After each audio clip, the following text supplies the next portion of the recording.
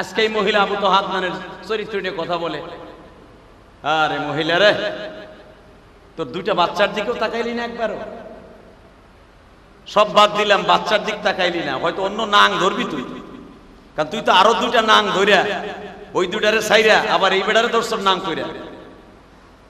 একবারও কি ভাবলি না যে তোর এই ঘরে দুইটা বাচ্চা আছে, আগের ঘরেও দুইটা বাচ্চা আছে, মিরপুর কালশির বিয়ে বলছিলি? তোর তো বোঝা উচিত ছিল যে ওই ঘরের দুইটা ফেলাই তুইয়া বাপের নামে লিখে লিখে দিয়ে আবু তহা আদনানের কাছে আসছি। আমার মরণ হোক, মায়ের দিক, আমার দাঁত দুধ ঘুষাই আসিয়ার মতো ভাড়ায় ফেলাক, আমার হাত পা উলা বানায় ফেলাক, তবু কামড় খাইয়ে আদনানের ঘরেই থাকতে হবে। কথা কন না কেন? তুই যতই মায়া কান্না করস, মা হাওয়ার মতো আদম আলাইহিস সালামের জান্নাত থেকে বাইর করার লেগে আবু তহা আদনানের ভালোবাসা জনগণের কাছ থেকে সরাইতে পারবি না। কারণ আমি ইলিয়াস রহমান জিহাদি চরিত্র নিয়ে যদি কেউ কথা বলে, কোনো মেয়ে যদি ফালাই পাইছে বলে আমার আকাম করছে কুকাম করছে, যাদের অন্তরে আমার ভালোবাসা আছে এই লোকটার অন্তর থেকে কোনোদিন আমার ভালোবাসা সরাইতে পারবে না।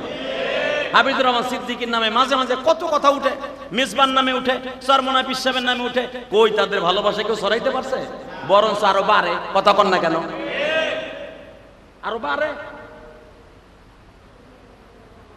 মামুনুল হকের জনপ্রিয়তা বাড়ছে না কমছে? জোরে কন না কেন? আবু তহা আদনানের ভালোবাসা বাড়বে।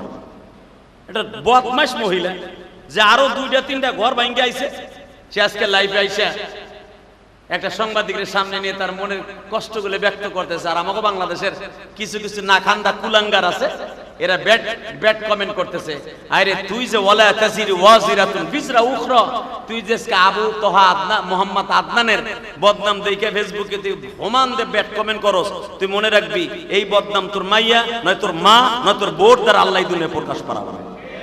তখন তুই